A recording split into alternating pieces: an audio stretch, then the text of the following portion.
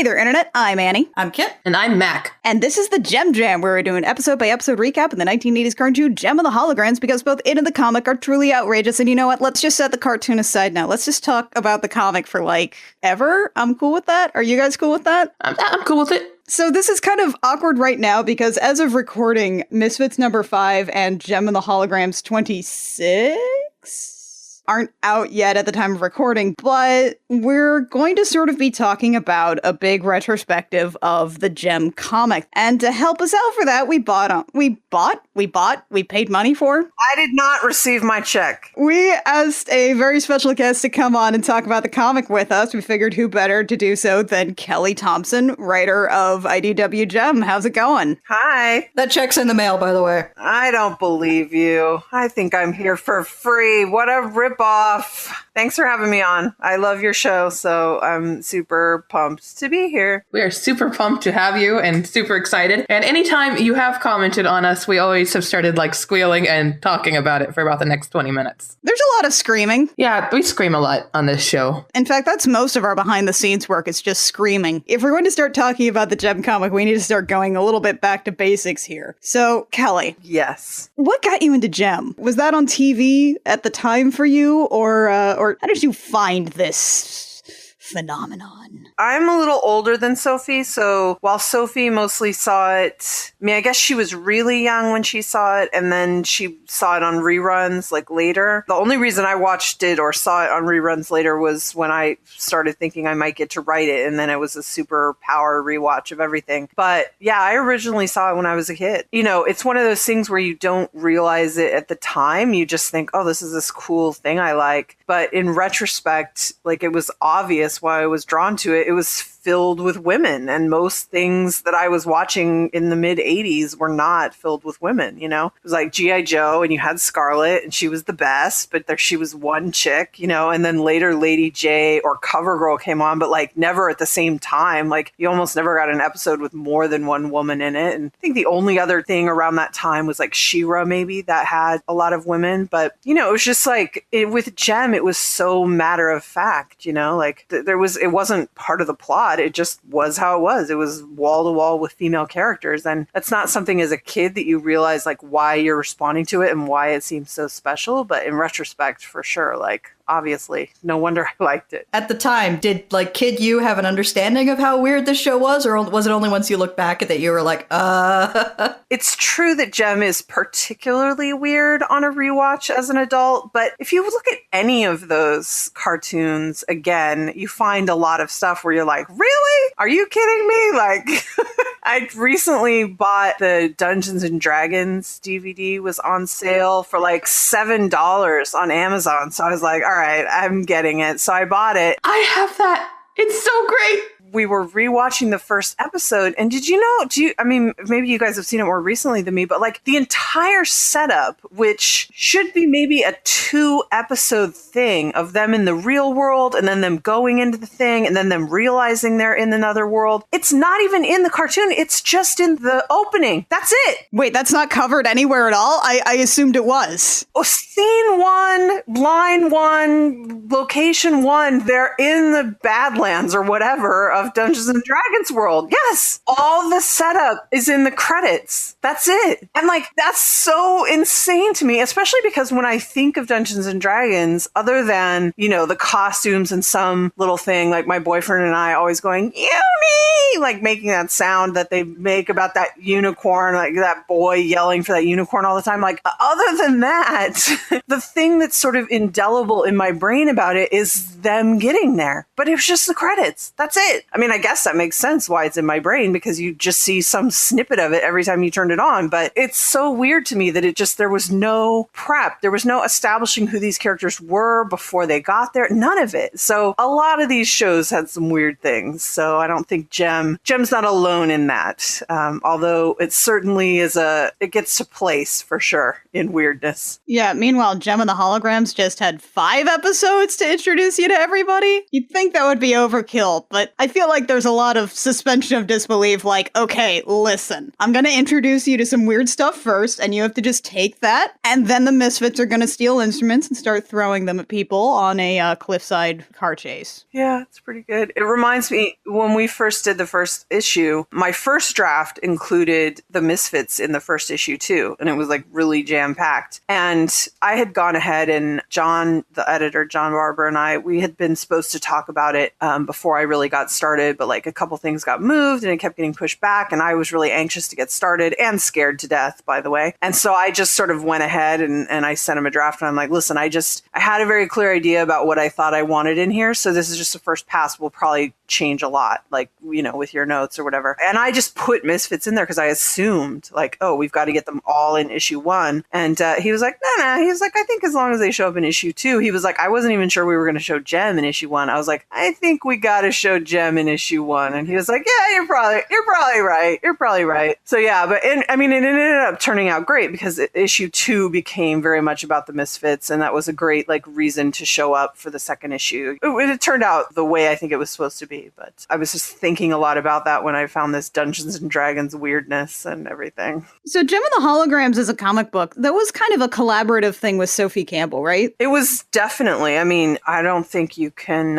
overstate her involvement in the design and the recreation and the rebuilding of those characters. Famously, I've said this on other podcasts before, but like Stormer being the size she is was 100% Sophie, if only because I'm a fat person. And so I'm always very, you know, I always shy away from this idea of like self-author insert kind of things. So I never would have suggested, you know, oh yeah, let's make Stormer a beautiful fat woman and that's so great. And like, I never would have had the balls to do that, especially because I was so new to comics. And Sophie started doing these designs and they were so beautiful. And one of them was Stormer was pretty fat. And I was like, oh God, I was like, I'm almost uncomfortable with this. Like it's too close to home, you know? And then I was like, I don't have to worry about it. Hasbro's never going to let her get away with that. They're definitely going to go, oh, thin her up a little bit and we'll be good. Nope, not a peep. Just, that was it. That was how Stormer looked. I was like, okay, here we go.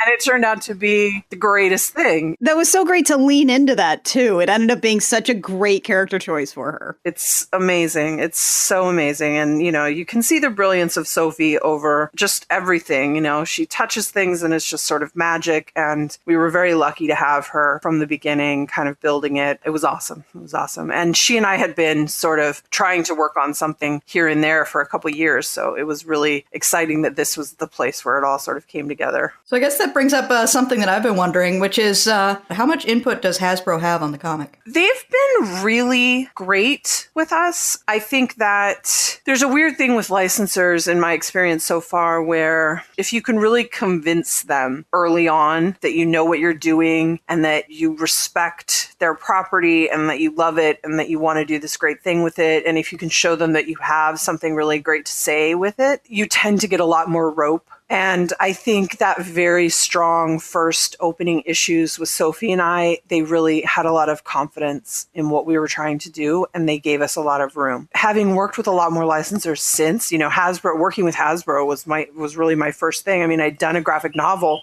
but I'm sorry if you can hear my cuckoo clock in the background.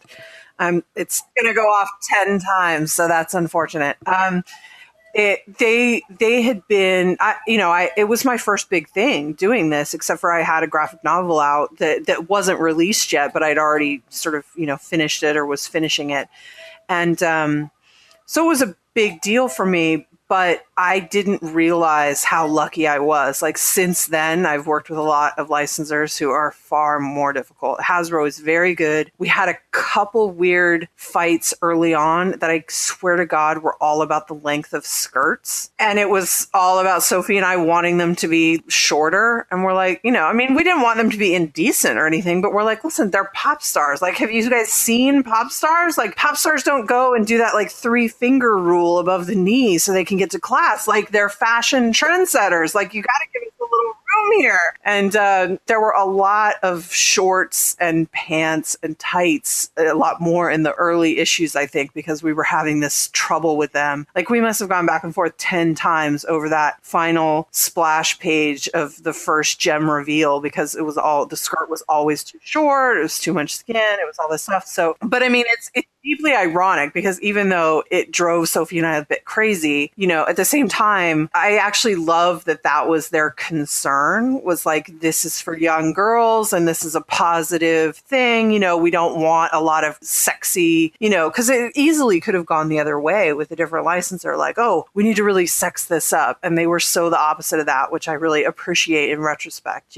And we just, other than that, we had a couple things that I'm not really going to mention for fear of meh. But on the whole, they have been incredible. I have to imagine that Sophie's fashion choices and art style are such a force of nature. I can't imagine that they could really stand up against that for very long. It's pretty hard to resist it. And they really didn't. I can't think of anything, except for that weird skirt thing early on. And that would be a thing that I would say was like the trust thing. Once they saw for sure that Sophie had no intention of sexualizing these women in any way, honestly, those comments basically stopped. I think they were just cautious and they didn't know us that well yet. And so they were being careful with their babies, which I can terribly appreciate, That makes a lot of sense. And especially as you said, they grew to trust you. So they let up on that. And yeah, they did. And then it was like after those first two issues and like arguments about skirts, I think we never got another comment again. I think the only notes that were of any significance that Sophie got after those first like two issues and all the skirt comments was with Silica being a little too scary sometimes. I think I have some concerns about Silica being too scary. Yes. I mean, I do too. I was shocked. And I think that just goes to the power of how great Sophie is, that mostly people were just like, okay, she drew it, so it's cool. But I agree. When I first saw those Silica designs, I was like, they're never going to go for that. She's all dripping and the fingernails and they're no way. And then they're like, yep, pretty cool. And I was like, holy crap. Okay, here we go. How did you guys, when you were first starting to sort of concept out, like, especially this first arc? Because one of the big things about JEM is that it is completely ridiculous. It has so many things in the cartoon that just make no sense in the most wonderful kind of way. It's soap opera garbage. Did you guys have anything specific that you really wanted to do to keep in that spirit while still sort of making JEM a bit more grounded? Well, our pitch was definitely, and what we ended up doing was definitely that we sort of wanted to take what's basically the first two episodes that establishes JEM and that has the quote Battle of the Bands sort of thing in it. And so we knew that we wanted to do that over 6 issues and that we would take it a lot slower and that we would be delving a lot more into the characters' lives and everything, but that would be the basic framework, that we would set up a Battle of the Bands type of scenario and we would build around that. And so that's just sort of what we did. And it was like, it's deeply ironic that one of my favorite issues is the food fighting stuff, because I hate food fights in films, but I knew that Sophie could draw it so great. So great. So that just sort of happened. And then, we just sort of went from there. But we just tried to take things like the Battle of the Bands, which it's not that that's an outdated concept per se. It's not. You still have those today. But we thought, what are some, more modern sensibility of how that might happen? This sort of YouTube concert against a bigger band. And like, let's establish Misfits. Like, let's give the Misfits even more of a sort of reason to be pissed that these sort of upstarts come in out of nowhere and start messing up their lives. So, we made them these big stars. We made JEM and the Holograms big fans of them. Like, so they're really taken by surprise when they're not sort of welcome. Like, it's just sort of building that stuff. I mean, we knew early on the cast is just so big that it was going to be trouble the more people we introduced, and that we wanted to introduce a lot of them for the fans and for ourselves, and that building all of those relationships was going to take a lot of page time. So we tried to settle on sort of one driving plot thing, in this case, establishing JEM and the Holograms and this Battle of the Bands concert, and then just populate it with all the character stuff we wanted to do around that one thrust, We're talking about Battle of the Bands and my mind's just going blank, and all I can think of is guitar motorcycles, and I still can't believe they were in there. That was definitely a thing very early on. Like, we got to get those in there. That's one of those things where Sophie says she wants that, and she really does, and then it comes time to draw it, and she's like, oh God, God, what have I done? But not as bad as me giving Rio a motorcycle for which she wanted to throttle me, and me putting them on a Ferris wheel twice in the same arc. So it's funny to think how nice she was to me at the beginning, because if I tried to do that now, she'd be like, no, change this. But back then she's like, oh, cute Kelly, so new. Issue 3, okay, I'll draw a Ferris wheel for her. By the time we got to issue 5 and there was a Ferris wheel, she was like, I can't even believe you. I was like, you don't even really have to show it, just like the sketch of it in the background and then just them in the thing. And you know, Sophie doesn't ever phone anything in, so of course she drew it beautifully. But yeah, she was, I think her joke was, my hell is Ferris wheels, and then she's like, Ferris wheels with motorcycle carts. And I was like, yeah, all right, I'm very, very sorry. Okay, but that would be really cool though. And one thing that definitely happened, like while you guys were making things a little more grounded but still having like guitar motorcycles, is you guys made some really big changes to sort of the JEM formula, including our new cool Rio. Well, you know, that was, I mean, I think that just happened naturally as soon as you eliminate the weird triangle that makes everyone look like assholes. He naturally becomes much better, right? Like, I didn't even have to do that much. I just had to undo that triangle and it all sort of took care of itself. And you also gave him a real job, a clearly stated employment. Well, yeah. I mean, we talked about it a lot. The whole thing was, you know, that was one of the first things I said. I was like, you know, I'm not going to do that. And John Barber was like, yes, agreed. I was like, but what I'd like to do is, in addition to not doing that, like, let's sort of flip the Superman Lois Lane trope on its head. And it's like if Lois Lane really likes Clark Kent and thinks Superman is kind of a dick, because, you know, Jem is a pop star. She just shows up whenever she leaves. And John was like so into it. He loved it. And I was like, and that really helps us with yet another reason why Jerrica doesn't want to tell him that she's Jem, because he doesn't really like Jem. He doesn't respect Jem. And then because we removed him from them a little bit and didn't make him this longtime friend, he also became a new potential boyfriend who's also sort of a threat as a reporter, who you can't just tell these secrets to right out of the gate. And so, you know, it really just, everything's just sort of firmed up really naturally from there. And then, you know, I did my best to like take some bits of who Rio was and like rebuild him better, stronger, and faster, so that so that we didn't hate him. I know Chris Sims long ago was talking about how he needed Rio to kick over the potted plant. So I wrote that into 10 and I sent it to Chris and I was like, here you go. It's the potted plant scene you always want. And he was like, I wanted the potted plant scene so bad. He's like, but I didn't know what I needed was for him to pick it up and put it back. But that was the true difference, right? Between old Rio and new Rio. It was basically a metonymy of how Rio had changed. I mean, if anything, Rio is the greatest victim in the whole thing now, right? Because he's really a stand-up guy, you know, with a whole career. He's tanking his whole career if he doesn't. I mean, it's the scoop of the century to know that Jem is a lie. So if he doesn't come out with it, he's basically paying the ultimate price of friends and family and loved ones over himself, right? Character development. It's a thing.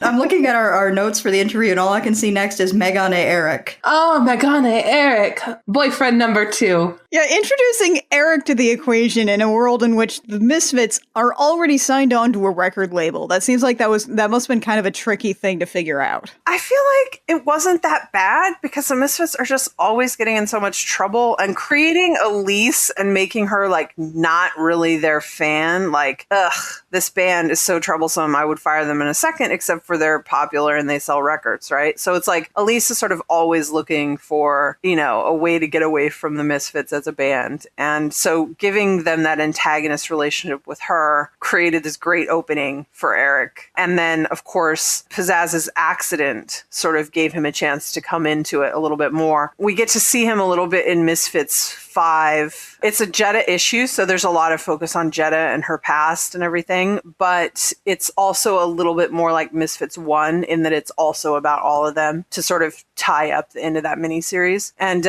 he's in that a little bit, but you know, we haven't seen him much, and yet he's going to have a very interesting role in the crossover coming up. So I think you guys will enjoy that. So excited for more Meg on Eric. It's definitely going to be more classic villain than what we've seen so far. So maybe you can answer a burning question that we have, which is, do Eric and Techrat live together? What's the situation there? Because Eric just keeps walking into his apartment. They definitely do not live together. Although it's funny, we've never seen Eric's apartment, and that's sort of funny. I sort of like that idea, like maybe he sleeps in his car. We don't know. No. Techrat would never lower himself to having roommates. That's not acceptable. Eric might have Techrat as a roommate just because it would be incredibly useful to him. But no, Techrat would never go for that. Eric's far too messy and likes too many colors. Honestly, Techrat, I feel like Techrat must have been an interesting character to update just because whenever you have a character that is tied to the technology level of the time and what is more advanced than that, you always end up in a weird place. Because, like, Techrat invented Encarta, Techrat invented streaming video in the 80s, and now you've got to, like, up the ante with this guy. Yeah, I mean, well, the good news is he also invented time travel in the 80s. So, he really did everything you could possibly do in the 80s. So it's not that much of an update. It's just like a realization. So Techrat's got a huge role in the crossover. And I'm so excited because that is one of my secret favorite characters that we just haven't gotten to use enough of. Because the comics are a bit more grounded and because we only have so much time,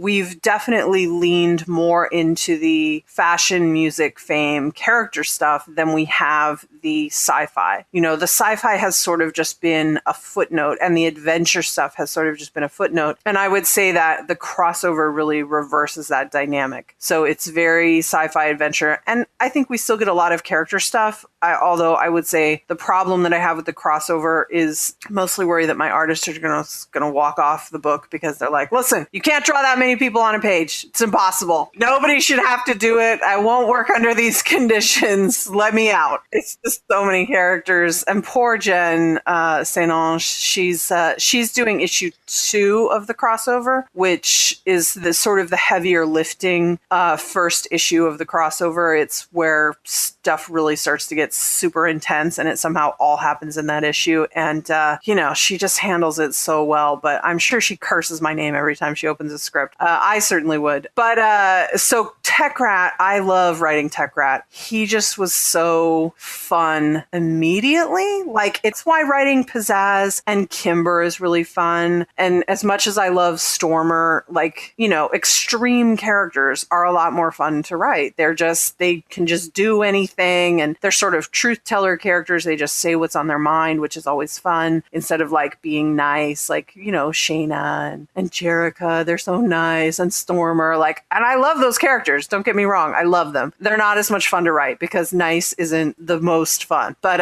Techrat, I was a little nervous about it. And then he just, I don't know. It was like he spoke to me from beyond, like, oh, this is what I sound like. And I was like, yes. I was like, I get it. But you're actually, though Techrat has a really big role in the crossover, it's a little bit different than the Techrat we've known before. So any Techrat is good Techrat. So speaking of really loud extreme characters, we really love cool multifaceted Pizzazz. Yeah, it's nice to see Pizzazz actually have personality besides evil planner. Yeah, I have to say, if I was gonna pick one complaint about the cartoon, and I don't even mean, I get why it is. I mean, it was a children's cartoon, it was supposed to be a very specific thing. So, it's not like, oh, I wish they'd done it differently, but it was definitely the number one thing for me when going back in and being like, okay, we're making something modern and it's still hopefully going to be for kids, but it's also going to be for adults. Like, what's the thing? It was definitely to make the Misfits and Pizzazz, most of all, make them not sort of scene chewing villains and give them real lives and real personalities and real motivations for why they would want to drop light rigging on someone. Although they didn't actually do that, which I tried to give them some dimension here on, Pizzazz might have wanted or wished that the light rigging would get on them, but she didn't actually do it. And she didn't actually tell anyone to do it. So there's some deniability there, in action versus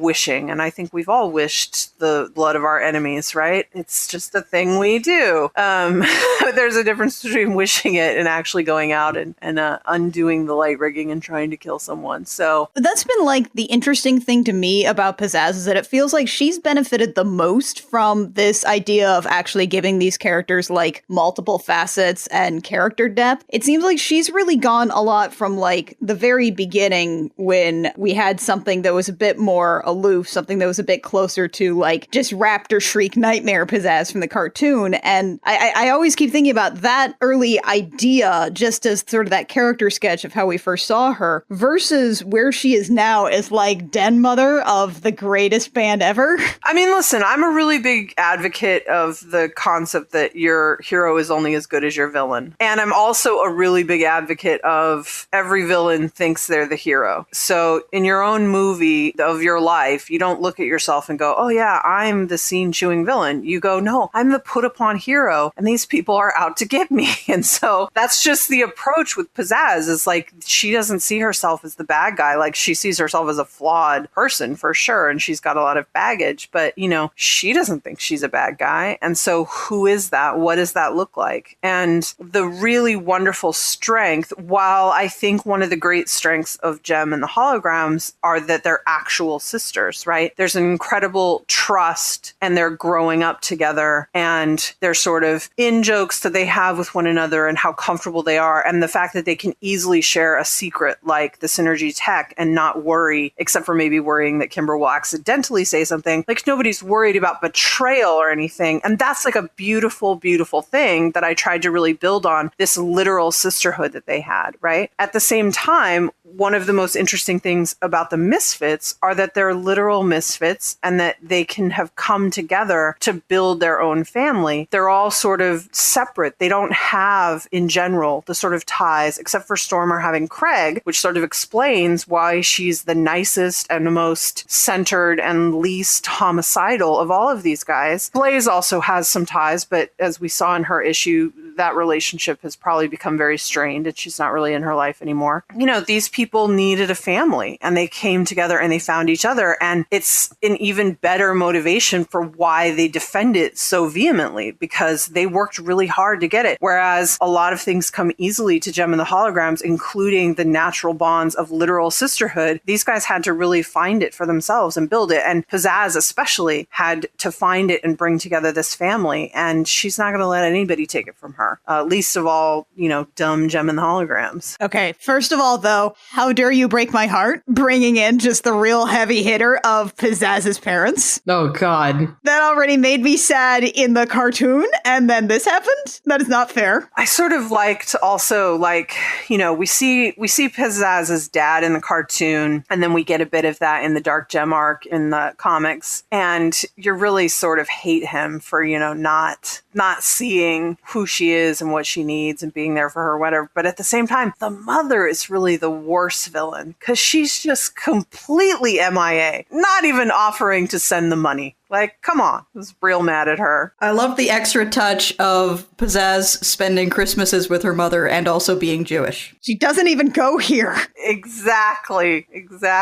That's how disengaged she is with this daughter. Like, oh, sure, Christmases or whatever. Like, I mean, just awful woman. I suppose the question you gotta answer when you're writing a fairly grounded JEM and the Holograms comic is how aren't the Misfits in jail forever? Yeah, I mean, you know, that's like, have you guys ever heard Sophie talk about that in interviews? Like, that was her thing when she was a kid, where she was like, why aren't they in jail? They should be in prison. Like, she was really upset about it. Well, look, it's amazing what lawyers can do if you pay them enough. Yeah, I mean, if you've got money, if you're the rich 1%, which they technically are, you know, you can get away with just this side of murder, unfortunately, and sometimes murder. But I mean, I was careful to sort of, you know, they don't do a lot of direct things that would get them in trouble. For realsy. females incarcerated. Yeah, Clash maybe, but not them. So, I mean, even the things they do in the Stingers arc, I guess maybe they could get in big trouble for what they did with that cake, even though it was sort of an accident. Having to evacuate a boat that's partially on fire is pretty serious. But putting a spy into Gem and the Holograms and having them sabotage a concert, it's not going to get you put in jail. Yeah, there's definitely enough where if it's not plausible deniability, there's definitely enough distance and circumstance where a lawyer could make a compelling case to get it all dismissed. Yeah, especially a rich white person's lawyer, unfortunately. All right, so are there any other specific characters we want to talk about before we just sort of get into like a general retrospective, you guys? I can't believe with the deep Stingers fan base here, we haven't had more talk of that. Mackenzie's been restraining herself pretty well, and we're very proud of her. I love Riot so much. Did you want to talk about Riot, Mac? Riot's so pretty. In all incarnations, he's just perfect. He's such an asshole, and I love him so much. It's funny because I fought Sophie really hard on the long hair design because I have a thing where I don't really like long hair on dudes. And it was such a good decision that she made.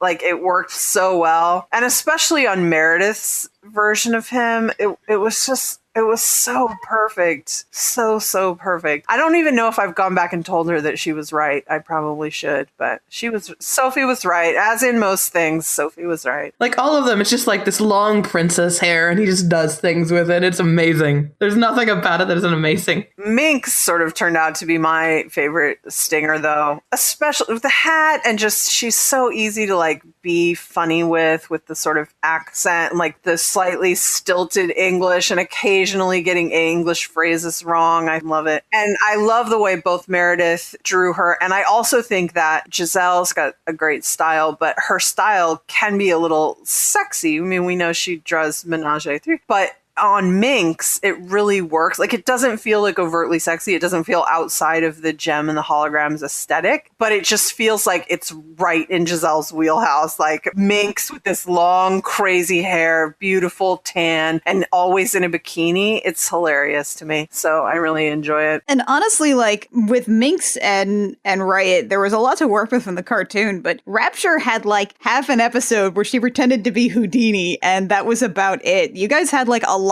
to just sort of make up with Rapture, it seems. We did, and it's been really fun. I mean, my biggest problem with the Stingers arc is just we ended up with too many characters on the board, and I still feel like we told a great story. I'm really happy with it. I love it, but I do feel like some characters got some short shrift because we just had so much going on, and I feel like Minx and Rapture definitely fell into the same sort of role that Jetta and Roxy initially had, which is just sort of these hilarious thugs, right? Hilarious, beautiful thugs hanging out in the background, being best friends and saying hilarious things, and like that was it. But they get a little bit more to do in this current arc and in the last issue, but they're not really making an appearance. I don't think I've still got 2 issues to write, but in the crossover, I don't think they're going to show up, which pains me deeply because I love them. In an ideal world, every issue would be easy to draw, and it would involve like 48 pages each. I mean, the bigger problem becomes, to be honest, with the characters. The issues that I had the most trouble with in the Stingers arc, I felt like, were when we'd introduced Rhea, and so we were trying to give her room to, like, because we all know who she's supposed to become, right? And then we had Shayna in Milan, and then we had the Holograms in LA, and we had the Stingers in LA, and then we also had Misfits in LA. There were like at least minimum 5 different sort of core locations that we were having. And for 20 pages, that's a real big problem. But when you have this many characters and you limit the locations, like the problem we're having, I feel like, in the crossover is that we're all basically one location, but it's so many characters and they're in every scene. And so what do you do for the artist where it's like, hey, I'm sorry, but 11 people are reacting to this news. So, do your best. And it's just really hard. And so the crossover does, in issue 3, it sort of separates them and it becomes more manageable. But the first 2 issues are really like every page has almost all the characters on it. And it's just like, what? It's a lot. It's a lot. And sometimes as a writer, you want to make that easier for everyone and you want it to not be crowded. And so you just want to like let the core people talk. But I sort of hate that when that happens, right? Like, oh yeah, these other people might as well just be furniture. They don't ever say anything. So we'll just leave them off panel. But, then it just kind of becomes about these core people. But it's really an ensemble cast. And so, you want to try to lean into that and give everyone some authority and some say in the scene. And I gotta say, you actually do an amazing job at that, because there are so many group scenes where it's just huge and everybody gets a saying and you know exactly who it's coming from just based on their diction. And that's always been kind of amazing to read. Thank you. I try. Some people have voices who are a little more similar or attitudes who are a little more similar. Like I feel like Jerica and Shayna can sometimes be hard to parse out, and even Stormer to a degree, the same way that Pizzazz and Kimber might say the same thing. Like, so there are some crossovers, but I try really hard to make them feel like the right person, what that person would be thinking about, how that person would react, and the way they sound. And I try pretty hard. So let's sort of run through some of the arcs that we've had here, because wow, I was just looking back at everything this morning and my God, we've covered a lot of things. I mean, we had Showtime where we started everything. We had Viral, which was all about our son Tegrat. We had Rio Pacheco Boy Reporters, a special issue. Then there was Dark Gem. Chicha Changes, Enter the Stingers, and now we're on Truly Outrageous, and that's not including the fact that we had like a Christmas issue, a Valentine's issue, and 2 annuals. It's been a lot. Oh boy. I counted it up. It was like 600 pages of JEM comics or something. Oh, our cups runneth over. Like, I still can't believe that we've had this much JEM as it is. I love the book, obviously, but it just seems like in this kind of world, we would get like maybe a mini. Right, I wasn't even counting the Misfits miniseries. My God. You know what? I'm wrong. I think it's more like, I think if you include the Misfits through the end of the Misfits miniseries and the JEM quote ongoing series, it's 744 pages. We're getting at least another 120 for the crossover. And then I think there's something else definitely on the horizon that you guys will enjoy that I can't say much about. And then I'm working on another thing that I hope will be a go. So we'll see. So it's hardly ending. I mean, because the way comics are, you sort of have to make a big deal about ending so that you can make a big deal about the new thing and hope that it brings in new people and refreshes things. But it sort of feels very disingenuous to me to make a big deal about the ending when, I'm hip deep in a thing that's in no way a reboot, that's a complete continuation of, if sales weren't depressed, if comics weren't the way they are, the crossover would have just been a regular crossover, right? It would have been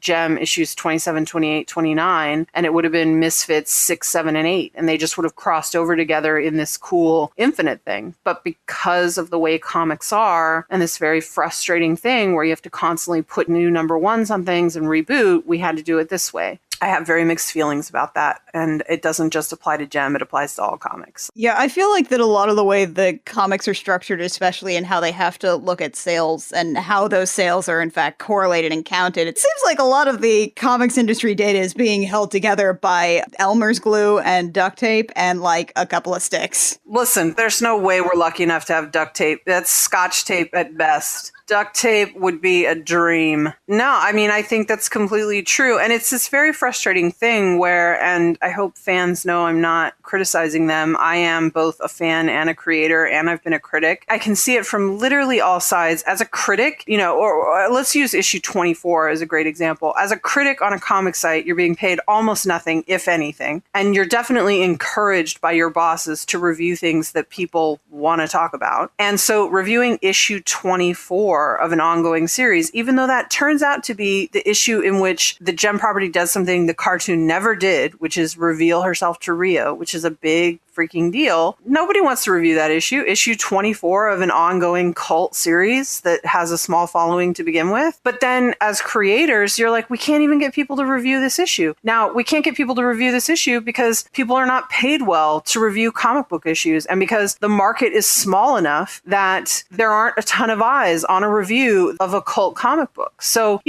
nobody wants it to be that way. I'm sure there are reviewers out there who love JEM and would love to write it, but they have to think about who's going to read it? If only 10,000 people monthly read JEM, what fraction of them are going to read the review, right? So the creators and the critics are all stuck in the same loop. And then poor fans who both hate this situation and help create it, right? They tend to slowly drop off. There's a war of attrition on comics, and it's just the way it is. So every month you lose readers. And the only way you can seem to get them back is through launching a #1, doing a reboot, doing a big crossover event, killing somebody. These are the ways in which you can draw media attention and thus heighten your sales. And yet these are the same things that fans say they hate. And it's like, I get it. I've been that same person. Like you don't want to see these sort of false manipulations, but what are you going to do? It's the only way you can get the new readers. It's a real bitch of a situation. I'm really glad to sort of hear that too, because I feel like, just from my hunch, is that a lot of the people who follow the JEM book are people who don't really get into a lot of comics. It's not like a regular. They may not have like a regular pull list. So it can be really important to sort of look at these kind of background politics when you're talking about why X didn't get to do this, why this character was or wasn't introduced, and how these are working. So I really value that we got to talk about that a little bit. Yeah, thanks. I didn't want to go too deep baseball, but I really appreciate the fans of JEM on so many levels, including, I agree, you're right, they're not necessarily typical comic fans, and yet we have this really like thriving, passionate base of people who love the comics. And at the same time, I feel like those people who are sort of being the most hurt by the concept of, the ongoing series is ending, because they're the people who probably understand the least that it's not really as much change as you think it is. It's mostly marketing to give us a new thing that we can talk about, that we can get PR on. Hopefully we can bring on new readers who feel like it's a good jumping on point. But like literally this crossover, it's definitely going to be different than everything you've seen before, and it's awesome. But it's totally maintaining all the integrity of the comic thus far. It's just a new adventure that's going to be a lot more sci-fi shaped. Just to reiterate something, it's completely awesome that there are so many people who don't read a whole lot of comics on the regular, like reading this book. That's actually like super awesome. So not to like disparage that at all. Yeah, no, it's cool. It's really cool. I want comic fans to love us too, but there's sort of nothing more rewarding than knowing that someone goes out of their way to buy your comic book, even though they don't read a lot of comics. It's awesome. Is it a conscious choice to fit in so many like weird tiny references to the cartoon, like the freaking candy-coated zips? It definitely is, but I honestly have to say that's mostly Sophie. She loves that kind of stuff, and I like it too, but mine tend to be a little larger, like, let's make sure to get this character in, or, let's make this be so-and-so or something. I just am so worried about the macro. Like, sometimes I'm not focused on sort of the micro, like, should we have candy coated zips? But Sophie loves that stuff especially, and she really loves to put that stuff in, and I love it when she does it. Although that is a funny licensor story, because they had problems with both the candy coated zips and the Biffos. And healthy cereal? They didn't have a problem with healthy cereal, but I guess they looked up online. They didn't know what candy coated zips was or the Biffos, and they didn't know that they were just specific JEM references, maybe. And so then they thought they meant something weird because of something they looked up online, and we're like, literally, they're references from the JEM cartoon. Like, they're JEM references. They're not referencing anything else. And they were like, yeah, no, it's not going to happen. Like, you just got to take it out. And then some of them got through anyway. I don't remember how. And so, that ship has sailed. It's out there now. Can't do anything about it. And I guess when there was no like big controversy, then they were like, oh, all right, just let it happen, whatever. I think my favorite deep cut was Rama the Llama. Well, that was me. Yeah, what the heck? That was me, and that was specifically from Meredith. She goes, if you don't write that llama in there, I'm just going to draw it. I was like, all right, I'll write it in. And I was like, what, we're ending, quote unquote. Let's just get it in there. They can have a llama. Sophie drew in horse stables I did not approve, so might as well put a llama in there. A pink llama. Well, maybe it was the lighting. We don't know. Maybe it's a white llama, but there's a purple light there. We don't know. I mean, I guess if people can have naturally pink and blue hair, then... Thank you. Yes. Pink llama. I guess that's not too far out of the wheelhouse. And we did go with that because we talked a lot about that when we showed the little holograms. We were like, should they have like normal colored hair? When we were like, well, definitely the show says like they had this hair since they were young, which makes absolutely no sense. Yeah, I remember the Sailor Moon live action tokusatsu series did that, I think. Where like all of the characters just had like, black and dark brown hair, except when they transformed and they got these absurd wigs. I think part of our decision was that, I mean, it's not a concern with Sophie really because of the way she draws, but we're just like, listen, it'll be really easy to identify who's who if they've got their hair. And it's also more fun, like, let's be real. Definitely, if there's one thing you want to do in JEM, you want to make it as ridiculous as possible. Yes, for sure. For sure. So, was there anything in particular that, I know we kind of touched on why this happens, but was there anything that really stands out as just like the one that got away that you didn't, like a storyline that you wanted to do that you didn't have time for? I mean, I know this is kind of like a weird quasi thing that you may or may not be able to talk about because obviously there's still JEM stuff happening. Any characters you wanted to bring in or any story arcs or story ideas that you wanted to do? Well, I think the thing that, and I've talked about this, and I think I even commented on this on your cast one time when you guys were talking about the Enter the Stingers arc. I mean, the biggest thing for me is that I feel like that arc got away from me a little bit because we knew we were going to end with 26. And I had been assuming we were going to get, instead of, we've got 4 extra pages in 26, so we've got a little more room, but that was going to be a 4 or 5 issue arc to me instead of a 3 issue plus 4 pages arc. So Shayna was originally not going to have come back by the end of the Stingers arc. That was going to last a little longer. She was going to be in Milan a little longer. There was going to be more separation. There was going to be more time for Rhea to be with the band before Shayna came back. So Rhea would have still come to the holograms by the end of the Stingers arc, but Shayna wouldn't have been back. But we had to cut that short because I knew I had to get them all back together for the end. So that wasn't going to work to do that anymore. And so I had to plot how that was all going to work out. I had to bring Sheena back home much sooner than I wanted to. And because I did that, I had to really cut the legs out from under the Fox arc a little bit. There should have been more to that. That shouldn't have ended as abruptly as it did. So that's my big regret there. About how much lead time do you tend to have on that in terms of like finding out when you're going to have to cut things around and move them? Well, I mean, it was plenty of time. I can't remember exactly when we knew that we were going to, I knew we were probably going to end, but even when I was plotting the Stingers arc, I thought we're maybe only going to get the Stingers arc and one more arc, but I thought it would be a full arc. And then it became, okay, probably we're going to end at 25. So then I was only get 2 issues to wrap it up. So it's really a kind of a domino effect from there then. Yeah, exactly. And so I was like, oh God, I was like, okay, well, 25, like I get it that numerically that makes sense. But my argument, and I went back to talking to Sarah Gatos and our editor and IDW and Hasbro, who I should tell you, Hasbro wants it to go on forever. I mean, they're very sad because they love the book, but it's just the reality of comics. It's just a tough monthly attrition with the sales. And it happens on every book, by the way. Like, I don't want people to think, oh, JEM's some huge failure. It's amazing that we made it this long. X-Men books and all these books, these books get released all the time and they don't make it 26 issues because this is how it goes. Unless your name's Batman or Star Wars,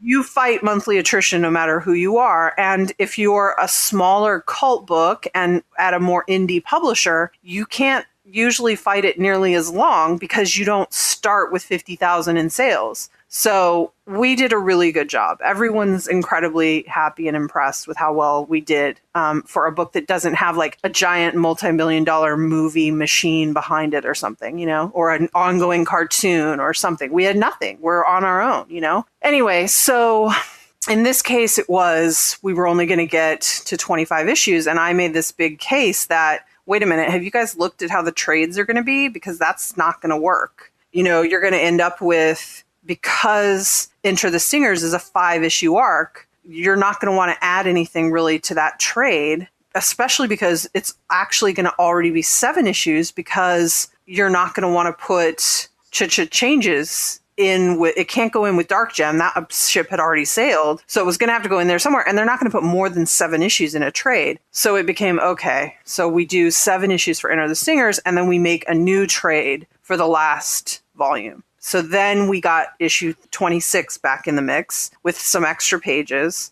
And then, I'm sure there'll be some extras in there. I'm working on that now with them. What else is going to go in there? So that whole time, over a process of weeks, it was moving around as to how much we were going to get. And I was having to change what it was. And I'd already written at least the script for 19, the first Enter the Stingers issue. So I'd already set things in motion, and I had this plot, and then I had to go into the plot and retool it to make it all fit. It was enough time to make it work. But when I look back, I feel like there were things in Enter the Stingers that I just wanted to do that I didn't get to do. And that bums me out. Well, yeah, when you're juggling chainsaws, I mean, you're allowed to pat yourself on the back for only dropping 1 or 2 of them. If you lose only a couple of fingers, that's still pretty good. You got 8 fingers left. But we got most of the cameos in of characters I really wanted to see. I would have liked to have gotten video in there. Instead, I just got the reference to her name being ridiculous, which I love. I mean, I know a lot of people wanted to see Dance, and while I would have liked to see some cool designs for that character, I'm not particularly fond of that character or that character's story. Oh, you heard it here first, folks. Vindication! Listen, it's I'm not saying we couldn't have updated it, but it's a very ableist story. Dance, in retrospect, really comes off like an asshole. I mean, what do you guys think? You think Dance is the greatest? What? No, I hate her. Oh, good. Good. It just really doesn't make any sense. It's one of the things I really don't like about the original show, that idea. And, if you were ever going to use that in a more modern context, you'd never use a character like Dance. You'd have Gem and the Holograms, changing their look and, having a whole dance troupe behind them and becoming more Beyonce or something, right? You wouldn't have, let's have some white girl go out and do interpretive dance to our songs. Duh. No, I don't like it. Never liked it. And I'm not saying she's not allowed to go through an emotional thing if she thinks she can't use her legs, but it's really some ableist garbage in there. I don't like it. Oh, God. Yeah, that episode has not aged at all. It wasn't great when it came out, but oh, boy. Yeah. And listen, I give mad props to the cartoon for tackling issues and really not shying away from all sorts of stuff. Uh-oh, my cuckoo clock again. Now it'll be 11. Now it'll be 11 bongs. I'm sorry if you can hear it.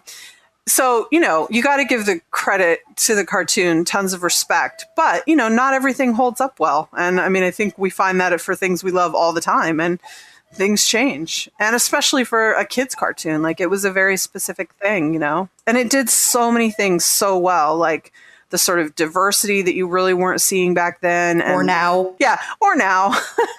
The focus on women, it was just really groundbreaking in many ways. And it's great. Well, that's what I always really liked about the book. I feel like the comic book has continued that idea and really further refined it for sort of the modern audience, introducing the different body types, the different gender expressions and sexualities. It's been a really great sort of way to carry that on and increase that visibility of people that you're just not seeing in a lot of other media. Yeah, that was definitely our sort of modus operandi from just day one was if Gem was a cartoon today, if they were making it today, what are the ways in which they would try to push the boundary? And the obvious things were more diversity, body diversity. What are the ways in which a cartoon in the 80s couldn't have done it? I was lucky to have the right partner for starting out, and it was great. We never talked about Mad Mardigan. Secret star of the comic. I love Mad Mardigan so much. He's a very good cat. Very good. Superstar cat. We're trying to get out Pizzazz's secret nerdiness for fantasy geek things through, Sophie drew those figures in her room, and then Mad Mardigan, and then her saying watch classic films and things, which, Willow being a classic to people that young. And then I think I also put Willow and them wanting to name the cat Willow in the annual, and a lot of people assumed I meant Willow from Buffy, which is a fair assumption, especially since I'm a huge Buffy fan. But really, that was a reference to Mad Mardigan and Willow, the movie. So, yeah, He's the greatest. So, last question before we sort of wrap up and start talking about where we can find all of your different books right now, because there's going to be a lot. Do you have any suggestions or anything that you would particularly like to say to sort of the broader JEM fandom of the best ways to support the JEM book? This is not going to work for a lot of you who are not sort of Wednesday warriors who have a pull and all of that, but literally the best thing you can do for the comic, the most visible way to support it. And I'm not telling you have to do this. Everyone absorbs in their own way. Everyone participates in their own way. But just so you know the facts, the literal best way to help us is to subscribe, to pre-order the books. Is that something that would work with like online things like Comixology as well, or does it prefer the in-person physical subs? A pre-order is always good no matter what, but to be honest, and this goes back to that whole everything's held together with scotch tape, not duct tape thing, they really don't take digital numbers that seriously these days. If they're really big, like a book like Ms. Marvel has a really big digital following, as I understand it, and that seems to be like enough to be a percentage to really matter to them. So far, print sales really do still seem to be what drives everything. And again, there's no admonishment here. I read digitally. I can't have that many books in my house. Like, I don't have that much room. So it's not to lecture anyone. It's just to tell you what I know. Paper helps more than digital. Pre-ordering, no matter what, is better. If you can pre-order, like if you don't have a shop near you, but you order online, you can pre-order from them too. You can put in a hold with a lot of pre-order places online or at a local shop. I know you can pre-order trades on like Amazon. I don't know if you can really do that with single issues that are print. That doesn't seem like something you can probably do there. I would say secondary to that, review the book online, talk about it, share it with friends, get people into it. You know, it's funny, as someone who's online a lot talking about myself and my work as a function of PR, you know, you feel like you've reached everyone in the world and they're sick of hearing about it. But it always shocks me when I come across someone and they're like, what, there's a JEM comic book? And you're like, where have you been for 2 years, dude? Like, where, what rock do you live under? This is all I talk about, you know? So sharing it with people, you never know who loved JEM and who would love to read a great comic book about it. So, you know, just telling everyone, talking it up. I would also say keeping it positive, which doesn't mean you can't have issues with things we do.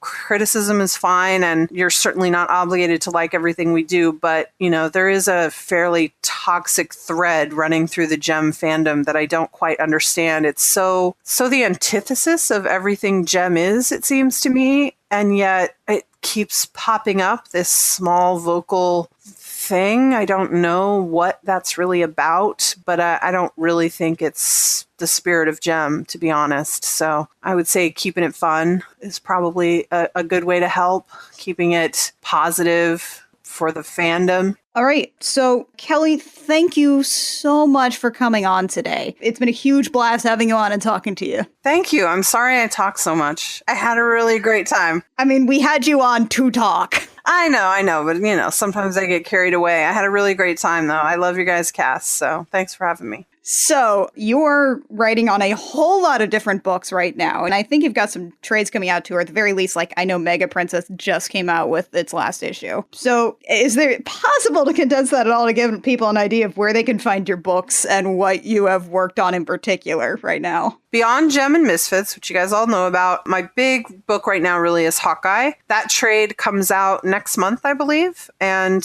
we're on issue 6 right now. It's a really great book. It's definitely different than JEM, but if you like comics, I would say give it a try because it's got a lot of the same really fun, positive vibe to it. So you can find that everywhere comics are sold. I'm doing the upcoming Phasma miniseries for Star Wars. That's not out until the fall, though, so we've got a little while on that. Mega Princess is a 5-issue kids series, definitely all ages friendly. I think it's really great. It's with art by Brianne Drouhard. She's amazing. The trade for that won't be out until August, I think. But all 5 issues of those you can find anywhere in stores. I've got some other things coming on, but that's really all that's out right now. So I did A-Force, which I love. If you guys like Hawkeye, you might want to go check out A-Force. It's pretty cool too. Yeah, Mega Princess was super good, by the way. I picked it up after, I think, listening to you and Chris talking about it, and I fell in love with Mega Princess. That's going to wrap it up for us. The Gem Jam comes out every Sunday on iTunes, SoundCloud, Stitcher, and YouTube. We are also on Twitter and Tumblr. You can find us at the Gem Jam just about everywhere except on Twitter, where we are at Gem Jam Cast. If you like what we do and you want to support us, a like, rating, review, subscribe, comment, wherever you find our podcast is super great. It's really helpful, helps our metrics, helps us get discovered, and it helps us talk more about Gem and the Holograms. If you would like to support us financially, you can do that at patreon.com/thegemjam. For a couple bucks a month, you can help support us. You can also help support our other projects like I Will Fight You, which is one of our other podcasts. So until next time, dear listeners, I'm Annie. I'm Kit. And I'm Mac.